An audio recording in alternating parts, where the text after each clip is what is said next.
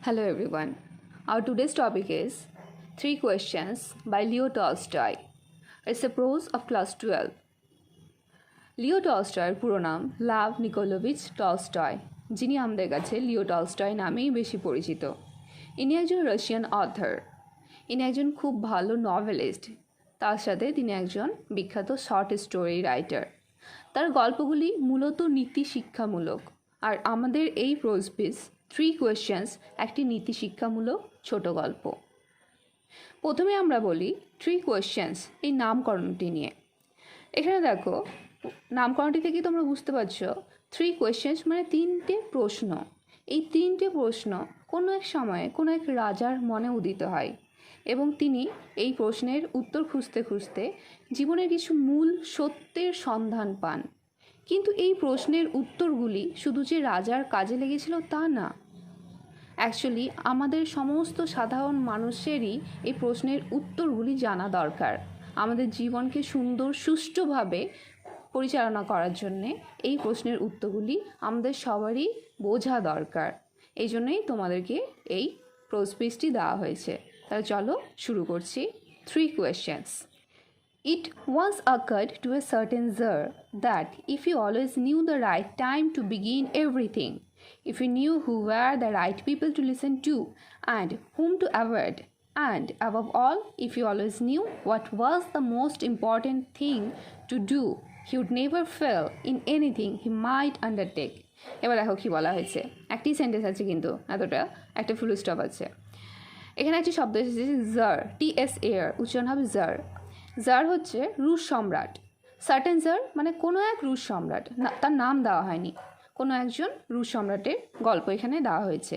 তো সেই কোনো এক রুশ সম্রাটের কাছে কোনো এক সময় কোনো একটা জিনিস আকার হয়েছিল, মানে মনে হয়েছিল তার কি, দ্যাট যে if he always new the right time to begin everything, যদি তিনি কোনো কাজ শুরু করার সঠিক সময়টা জানতে পারেন, if he knew who are the right people to listen to and whom to avoid, আর তিনি যদি এটা বুঝতে পারেন যে কোনো এক নির্দিষ্ট মুহূর্তে কোন মানুষের কথা বেশি শুনতে হবে আর কোন মানুষকে অ্যাভয়েড করতে হবে, অ্যান্ড অ্যাবভ অল, এবং এই সমস্তগুলির থেকে সবথেকে বেশি ইম্পর্টেন্ট কাজ কি, if you always knew that what was the most important thing to do, আর তিনি যদি বুঝতে পারেন যে কোনো একটি নির্দিষ্ট সময়ে সবথেকে বেশি ইম্পর্টেন্ট কাজটা কী, he would never fail in anything he might undertake, তাহলে তিনি কোনো কাজ করতেই ব্যর্থ হবেন না।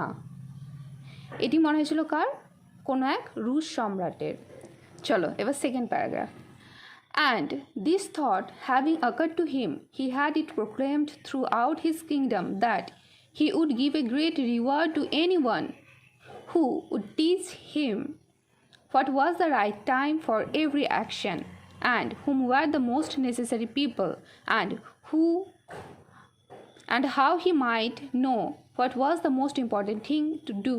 ওকে, এবার তিনি কী করেছেন দেখো, ফার্স্ট স্ট্যান্ডারই কন্টিনিউয়েশন হিসেবে এটা দেওয়া হয়েছে, এই জন্য অ্যান্ড দিয়ে শুরু করা হয়েছে এই লাইনটি। অ্যান্ড দিস থট হ্যাভিং আকার টু হিম, এবং এই ভাবনাটি, এই প্রশ্নগুলো যখন তার মাথায় এসেছিল রুশ সম্রাটের, তখন তিনি he had it proclaim through out his kingdom, তিনি এটি প্রোক্লেম করেছিলেন। প্রোক্লেম বলে অ্যানাউন্স করেছিলেন, অফিসিয়ালি অ্যানাউন্স করেছিলেন। কি অ্যানাউন্স করেছিলেন, তিনি অ্যানাউন্স করেছেন তার পুরো সাম্রাজ্যে, কিংডমে, পুরো রাজ্যে তিনি অ্যানাউন্স করলেন যে he would give a great reward to anyone, তিনি একটি খুব ভালো গ্রেট রিওয়ার্ড দেবেন, মানে খুব ভালো পুরস্কার দেবেন, খুব ভালো উপহার দিবেন, হুম উড টিচ হিম, যে তাকে বলবে what was the right time for every action, কোনো কাজ করার নির্দিষ্ট সময় বা অ্যাপ্রোপ্রিয়েট টাইমটা কী হবে, and who were the most necessary people, আর তার কাছে কোনো একটি নির্দিষ্ট মুহূর্তে সবথেকে প্রয়োজনীয় মানুষকে বা সবথেকে ইম্পর্ট্যান্ট পার্সনটা কী হবে, and how he might know what was the most important thing to do, এবং হাউ হি মাইট নো মানে কীভাবে তিনি বুঝতে পারবেন যে most important thing to do, কোনো কাজ যেটা করবেন তিনি সবথেকে ইম্পর্ট্যান্ট কাজটা তার কাছে কী হবে। তাহলে দেখো, অ্যাকচুয়ালি এখানে তিনটে প্রশ্ন দেওয়া হয়েছে যে তার কাছে কোনো একটি কাজ করার নির্দিষ্ট সময় বা সঠিক সময় কী হবে, কোন মানুষটি তার কাছে সেই নির্দিষ্ট সময় সবথেকে বেশি প্রয়োজনীয় মনে হবে, আর কোন কাজটি কখন তার সবথেকে বেশি ইম্পর্ট্যান্ট মনে হবে। And learned men came to the Tsar, but they all answered his questions differently. এরপরে কী হলো, লার্নড মেন মানে জ্ঞানীগুণী ব্যক্তিরা তার কাছে, জারের কাছে একের পর এক আসতে লাগলেন। সবাই রাজাকে নিজের মতো করে উত্তর দিতে লাগলেন, কিন্তু সবার উত্তরগুলোই ছিল কিন্তু আলাদা আলাদা, ডিফারেন্ট, একে অপরের থেকে সম্পূর্ণ আলাদা উত্তর রাজাকে দিচ্ছিলেন। In reply to the first question, some said that to know the right time for every action, one must draw up in advance a table of days, months and years and must live strictly according to it. কেউ কেউ রাজাকে বলেছিলেন যে কোনো একটি নির্দিষ্ট টাইমে কী কাজ করতে হবে সেটা ডিসাইড করার জন্যে আমাদেরকে আগে থেকেই প্রত্যেকটি দিনের, প্রত্যেকটি মাসের আর প্রত্যেকটি বছরের টাইম টেবিল বানিয়ে রাখতে হবে। যেমন প্রত্যেকটি স্কুলে কটার সময় কোন ক্লাস হবে, কোন সাবজেক্টে পড়ে কোন সাবজেক্ট হবে, সেগুলো নির্দিষ্ট করে টাইম টেবিল মেনটেন করে দেওয়া থাকে, সেই অনুযায়ী ক্লাসগুলো হয়। সেই রকমভাবেই রাজাকে তারা বললেন যে আপনাকে প্রত্যেকটি নির্দিষ্ট সময়ে নির্দিষ্ট কাজ করার জন্য আগে থেকে টাইম টেবিল বানিয়ে রাখতে হবে কাজের। আর সেই টাইম টেবিলটা একদিনের হবে না, প্রতিদিনের, প্রতি মাসের, প্রতি বছরের অ্যাডভান্স বানিয়ে রাখতে হবে। আর সেই অনুযায়ী আপনাকে কাজ করতে হবে, তাহলে আপনি ইম্পর্ট্যান্ট কাজগুলো ঠিকঠাক টাইমলি করতে পারবেন। Only thus, said they, could everything be done at its proper time. আর এইভাবেই, শুধুমাত্র এই পদ্ধতিতেই কোনো একটি মানুষ সঠিক সময়ে সঠিক কাজ করতে পারে। Others declared that it was impossible to decide beforehand the right time for every action. কিন্তু অন্যরা এটা ডিক্লেয়ার করেছিল, মানে বলেছিল, কি বলেছিল, ইট ওয়াজ ইম্পসিবল, এটা সম্পূর্ণ অসম্ভব, টু ডিসাইড বিফোরহ্যান্ড মানে আগে ভাগে ডিসাইড করা যে right time for every action, কোনো একটি কাজের সঠিক মুহূর্ত বা সঠিক সময় কী হবে। But that, not letting oneself be absorbed in idle pastime, one should always attend to all that was going on and then do what was most needful. ওকে, এবার অন্য কিছু লোক বললো কি যে না, আগে থেকে টাইম টেবিল ঠিক করে রাখার দরকার নেই, আগে থেকে সেভাবে ঠিক করে রাখা যায় না। তার বদলে এটাও করা যাবে না যে absorbed in idol pass time মানে অলসভাবে বসে থাকা, অলসভাবে বসে যে আমরা সময় কাটিয়ে দিচ্ছি সেটা করলেও চলবে না। One must always attend to all that was going on, আমাদের সামনে যা চলছে সমস্ত কিছুতেই আমাদেরকে ইনভলভ হতে হবে। And then do what was most needful, এবং সামনে সমস্ত কাজগুলো থেকে যা চলছে সেগুলো থেকে সব থেকে বেশি প্রয়োজনীয়, নিডফুল মানে প্রয়োজনীয় কাজটি আমাদেরকে বেছে নিয়ে সেটিতেই হাত দিতে হবে, সেটি আমাদেরকে করতে হবে। Others again said that, however attentive the Tsar might be to what was going on, it was impossible for one man to decide correctly the right time for every action. এবার অন্য একদল মানুষ কি বলল যে না, সমস্ত কিছু যা সামনে চলছে সেগুলির মাঝে যদি আমরা সবগুলোতেই ইনভলভ হয়ে যায় তাহলে সব থেকে বেশি ইম্পর্টেন্ট কোন কাজটা আমাদের সেটা আমরা ডিসাইড করে উঠতে পারবো না। But that he should have a council of wise men who would help him to fix the proper time for everything.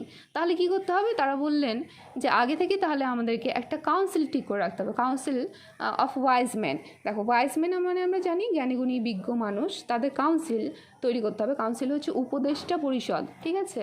এবার যারা জ্ঞানীগুণী ব্যক্তি তাদের একটা গ্রুপ থাকবে, আর তারা রাজাকে আগেভাগেই বলে দেবেন যে কোন কাজটি তার জন্য ইম্পর্টেন্ট, আর রাজা সেই কাজটি করবে, কোন সময়ে কোন কাজটি করবে সেটা কাউন্সিল ডিসাইড করে দেবে রাজাকে।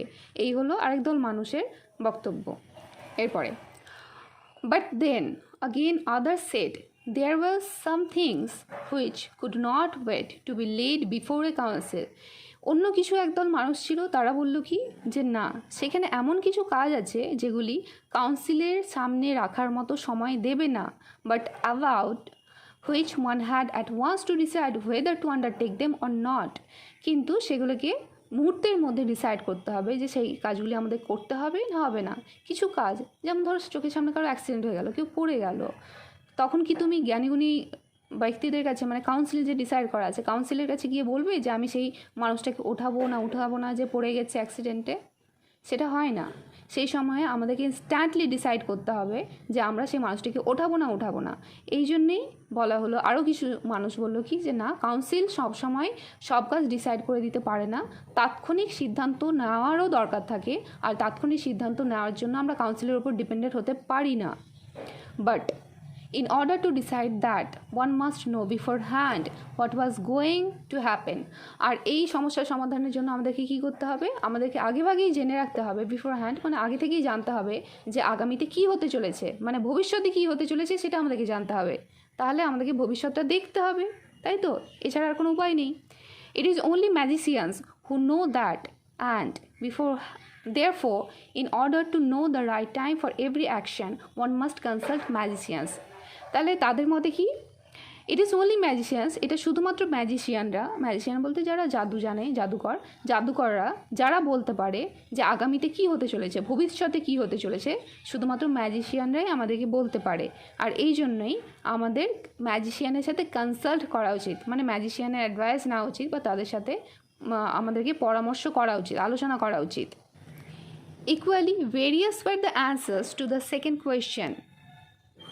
এইভাবেই সেকেন্ড কোয়েশ্চেনেরও অনেক রকম উত্তর আসতে লাগলো। এতক্ষণ আমরা দেখলাম ফার্স্ট কোয়েশ্চেনের বিভিন্ন রকম উত্তর আসছিল বিভিন্ন মানুষের কাছ থেকে, এবার সেকেন্ড কোয়েশ্চেনেরও এইরকম বিভিন্ন ভ্যারাইটির উত্তর আসছিল রাজার কাছে, কিন্তু কোনো উত্তরই রাজাকে স্যাটিসফাই করতে পারেনি। সাম সেড, কিছু মানুষ বলেছিল, দ্য পিপল দ্য যার most needed were his councillors, others the priest, others the doctors, while some said the warriors were the most necessary. এবার দেখো সেকেন্ড কোয়েশ্চেনের উত্তর হিসেবে কেউ কেউ বলেছিল the people that are most needed, সেই সমস্ত মানুষেরাই সবথেকে বেশি প্রয়োজনীয় রাজার কাছে, যারা হচ্ছে কাউন্সিলর। ঠিক আছে, কাউন্সিলর বলতে আমরা জানি পরিষদের সদস্যরা, রাজার রাজ পরিষদের সদস্যরা, তারাই হচ্ছে রাজার কাছে সবথেকে বেশি ইম্পর্ট্যান্ট পিপল। কিন্তু আদার্স মানে আদার কিছু পিপল বলেছিল কি না, দ্য প্রিস্ট মানে পুরোহিতরা হচ্ছে রাজার কাছে সবথেকে বেশি প্রয়োজনীয় মানুষ। আবার আদার্স বলল কি না, ডাক্তাররা হচ্ছে রাজার সবথেকে বেশি প্রয়োজনীয় মানুষ, কারণ রাজা অসুস্থ হলে ডাক্তারই তার প্রাণ বাঁচাবে। while some said, কিন্তু অন্য কিছুজন মানুষ বলল দ্য ওয়ারিয়ার্স, না, অ্যাকচুয়ালি সবথেকে বেশি প্রয়োজনীয় মানুষ রাজার জন্য হতে পারে সোলজার্স বলতে ওয়ারিয়ার্স দিয়েছে তোমাদেরকে শব্দটি, ওয়ারিয়ার্স মানে সোলজাররাই একটি রাজ্যকে বাঁচাতে পারে। এই জন্য সোলজারই হচ্ছে একজন জারের জন্যে সবথেকে important person. To the third question, as to what was the most important occupation, some replied that the most important thing in the world was science. এবার দেখো থার্ড কোয়েশ্চেনটা কী ছিল, যে সবথেকে ইম্পর্ট্যান্ট কাজ একটি মানুষের জন্য কি হতে পারে। আর এই কাজটি সম্পর্কে বলতে গিয়ে, ইম্পর্ট্যান্ট কাজ সম্পর্কে বলতে গিয়ে জারকে কেউ বলল যে সবথেকে বেশি ইম্পর্ট্যান্ট এই পৃথিবীতে হচ্ছে science. Most important thing in the world was science বলতে বিজ্ঞান হচ্ছে পৃথিবীর সবথেকে ইম্পর্ট্যান্ট জিনিস। Other said it was a skill in warfare, কিন্তু অন্য একদল মানুষ বলল যে না, সায়েন্স না, অ্যাকচুয়ালি যুদ্ধের দক্ষতা মানে যুদ্ধক্ষেত্রে কার কতটা দক্ষতা আছে সেটি জানাই হচ্ছে আমাদের ইম্পর্ট্যান্ট কাজ। অ্যান্ড আদার্স অ্যাগেন, এবং কিছু অন্য দল মানুষ ছিল যারা আবার বলতে লাগলো যে না, এসব কিছু না, that was the religious worship. Actually religious worship মানে হচ্ছে ধর্মীয় পূজা অর্চনা, ধর্মীয় কাজকর্মগুলিই হচ্ছে একটি মানুষের জন্য সবথেকে বেশি প্রয়োজনীয় কাজ। এইভাবে first question, second question, third question, সমস্ত কোয়েশ্চেনেরই বিভিন্ন রকম উত্তর বিভিন্ন মানুষের কাছ থেকে আসতে লাগলো জারের কাছে। All the answers being different, the Tsar agreed with none of them and gave the reward to none. এবার দেখো এত রকম উত্তর আসছিল, কিন্তু কোনো উত্তরই জারকে স্যাটিসফাইড করতে পারেনি। এবার জার কি বলল যে না, কোনো উত্তরটাই সঠিক নয়, and gave the reward two নান, এবং তিনি কাউকেই পুরস্কার যেটা তিনি দিতে চেয়েছিলেন সেটা কাউকেই তিনি দিলেন না। But still wishing to find the right answers to his questions, he decided to consult a hermit. কিন্তু তবুও তিনি হাল ছাড়লেন না, তিনি ভাবলেন যে না, আমি উত্তর নিয়েই ছাড়ব। এবার তিনি ভাবলেন একটি সন্ন্যাসীর তিনি নাম শুনেছিলেন, widely renowned for his wisdom, যিনি ছিলেন খুব ভালোভাবে পরিচিত সবার কাছে, ফেমাস, রিনোন্ড মানে ফেমাস ছিলেন, উইজডমের জন্য মানে তার নলেজের জন্য, তার জ্ঞানের জন্য তিনি যথেষ্ট পরিচিত ছিলেন, সেই হারমিটটি। এবার হারমিট কোথায় থাকে? The hermit lived in a wood which he never quitted. and he received none but common folk. এবার দেখো মজার ব্যাপার, সেই জ্ঞানীগুণী একজন ব্যক্তি যার কাছে রাজা উত্তর নিতে যাচ্ছেন, তিনি থাকেন কোথায়? তিনি একটি বনে থাকেন, ইন এ উড, উড বলতে বন, ফরেস্ট, একটি বনে থাকেন তিনি। Which he never quitted, quit করা মানে লেফট করা, তিনি কখনোই সেই বনটি ছেড়ে কোথাও যান না, সেখানেই তিনি থাকেন। And he received none but common folk, আর তিনি কাউকেই সেখানে অ্যালাউ করেন না but the common folk, common folk মানে সাধারণ মানুষ, সাধারণ মানুষ ছাড়া তিনি কাউকেই তার সেই বনে, তার সেই কুটুরিতে অ্যালাউ করেন না। So the Tsar put on simple clothes and before reaching the hermit's cell dismounted from his horse. এই জন্য জার এবার যাচ্ছেন যখন সেই হারমিটের সাথে দেখা করতে, তিনি কি করলেন? রাজ পোশাক ছেড়ে দিয়ে তিনি সিম্পল ক্লোথস বললেন, খুব সাদামাটা কাপড় চোপড় পরলেন, এবং before reaching the hermit cell, এবং সেই হারমিটের সেল বলতে এখানে দেখো বাড়ি ব্যবহার করেনি, কিন্তু হাউস ব্যবহার করেনি, শব্দটি হচ্ছে সেল। সেল বলতে বনের মাঝে কোথাও একটা ছোট্ট কুটুরি আছে, সেইটিকে বলা হচ্ছে সেল, ঠিক আছে? সেই হারমিটের সেলে পৌঁছানোর আগে তিনি কী করলেন? ডিসমাউন্টেড ফ্রম হিজ হর্স, ঘোড়া থেকে তিনি নেমে গেলেন, তিনি পায়ে হেঁটে এগোতে লাগলেন। And living his bodyguard behind went on alone, এবং তিনি কী করলেন? তার বডিগার্ড যারা সাথে এসেছিলো, বডিগার্ডদেরকে পেছনে ফেলে তিনি একাই সম্মুখে এগিয়ে যেতে লাগলেন। কোথায় গেলেন? তিনি গেলেন হারমিটের সেলে, হারমিটের কুটুরিতে। When the Tsar approached, the hermit was digging the ground in front of his hut. যখন জার অ্যাপ্রোচ করলেন মানে পৌঁছে গেলেন সেই হারমিটের বাড়ির সামনে, তখন কি হলো? তিনি দেখতে পেলেন যে হারমিট ডিগ করছিলেন মানে মাটি খুঁড়ছিলেন। ইন ফ্রন্ট অফ হিজ হাট, তার সেই কুড়ে ঘরের সামনে তিনি কিছুটা জায়গা খুঁড়ছিলেন। Seeing the Tsar, he greeted him and went on digging. যখন তিনি জারকে দেখতে পেলেন, হারমিট যখন দেখলেন তার কাছে একজন মানুষ এসেছে, তিনি জানতেন না যে তিনি অ্যাকচুয়ালি জার, তিনি পরিচয়ও চাননি, তিনি জাস্ট দূর থেকে দেখলেন একজন মানুষ আসছে, আর সেই মানুষটাকে দেখে তিনি গ্রিট করলেন মানে কিছু বলে সম্বোধন করলেন, ঠিক আছে? অ্যান্ড ওয়েন্ট অন ডিগিং, এবং আবার তিনি নিজের কাজে ব্যস্ত হয়ে গেলেন, তিনি যে খুঁড়ছিলেন মাটি সেই খোঁড়ার কাজে আবার ব্যস্ত হয়ে গেলেন। The hermit was frail and weak, সেই হারমিটটি সন্ন্যাসীটি ছিলেন ফ্রেল অ্যান্ড উইক, ফ্রেল মানে হচ্ছে দুর্বল, উইক মানেও দুর্বল, তিনি যথেষ্ট দুর্বল ছিলেন। And each time he stuck his spade into the ground and turned a little earth he breathed heavily, এবং তিনি প্রত্যেকবার যখন কোদালটি মাটিতে মারছিলেন, স্টাক করছিলেন, মাটিতে বাড়ি দিচ্ছিলেন, স্পেড মানে কোদাল, স্পেড দিয়ে যখন প্রত্যেকবার মাটিতে বাড়ি দিচ্ছেন ততবারই তিনি কী করছিলেন? তিনি হি ব্রেথ হেভিলি, তিনি হেভিলি ব্রেথ করছিলেন মানে জোরে জোরে নিঃশ্বাস নিচ্ছিলেন, তিনি এতটাই দুর্বল ছিলেন, কিন্তু তবুও তিনি নিজের হাতে কাজটি করছেন। The Tsar went up to him and said, Tsar তার কাছে পৌঁছলেন এবং জিজ্ঞেস করলেন, দেখো এবার তিনি যা বলেছিলেন ইনভার্টেডের মধ্যে দেওয়া আছে, I have come to you wise hermit to ask you to answer 3 questions. হে জ্ঞানী হারমিট, সন্ন্যাসী, আমি আপনার কাছে এসেছি আমার 3টি প্রশ্ন নিয়ে, আমি চাই আপনি সেগুলোর উত্তর দিন। How can I learn to do the right thing at the right time, এবার তিনি একে একে প্রশ্ন 3টে করতে শুরু করেছেন। প্রথম প্রশ্ন করছেন, how can I learn to do the right thing at the right time, বলছে আমি কিভাবে একটি কাজ সঠিক সময়ে করতে পারবো, সঠিক সময়ে সঠিক কাজ আমি কিভাবে করতে পারবো। Second question, who are the people I most need and to whom should I therefore pay more attention than to the rest, বলছে আমার জন্য সব থেকে বেশি প্রয়োজনীয় মানুষটি কে, এবং একটি নির্দিষ্ট মুহূর্তে আমি অন্যদের থেকে একটি মানুষকে বেশি গুরুত্ব দেব সেটা আমি কি করে বুঝবো। এগুলো তার দ্বিতীয় প্রশ্ন। এবার third question, and what affairs are the most important and need my first attention, এবং তিনি থার্ড প্রশ্ন কী করলেন, তার থার্ড কোয়েশ্চেন ছিল what affairs are the most important, কোন কাজগুলি বা কোন বিষয়গুলি, কোন ম্যাটারগুলি আমার জন্য সব থেকে বেশি important, and need my first attention, এবং আমার মনোযোগ সেগুলি আকর্ষণ করা উচিত, সেগুলির মানে কোন কাজগুলির প্রতি আমার কোন মুহূর্তে বেশি মনোযোগী হওয়া উচিত। এই হলো তার 3টে প্রশ্ন। The hermit listen to the Tsar but answered nothing, সেই হারমিটটি জারের সমস্ত প্রশ্ন শুনলেন, বাট অ্যান্সার নাথিং, কিন্তু কোনো উত্তরই দিলেন না। He just spat on his hand and recommenced digging. তিনি শুধু নিজের হাতে একটু থুতু ফেললেন আর কোদালটি আবার ধরে নিয়ে কোদাল দিয়ে আবার কাজ শুরু করলেন, মাটি খোঁড়ার কাজ আবার রিকমেন্স করলেন, মানে আবার দ্বিতীয়বার শুরু করে দিলেন। তাহলে অ্যাকচুয়ালি হারমিটটি কোনো অ্যাটেনশনই দিলেন না সেই জারের প্রতি। তিনি প্রশ্নগুলি শুনেছিলেন কিন্তু কোনো উত্তর দেওয়ার চেষ্টাই করলেন না, বরঞ্চ তিনি আবার নিজের কাজ নিজের মতো করে শুরু করে দিলেন। তিনি আবার মাটি খুঁড়তে লাগলেন। ঠিক আছে, আজকের মতো এখানেই শেষ করছি। আমরা বাকি অংশটুকু সেকেন্ড পার্টে ডিসকাস করব। ওকে, হ্যাভ এ নাইস ডে।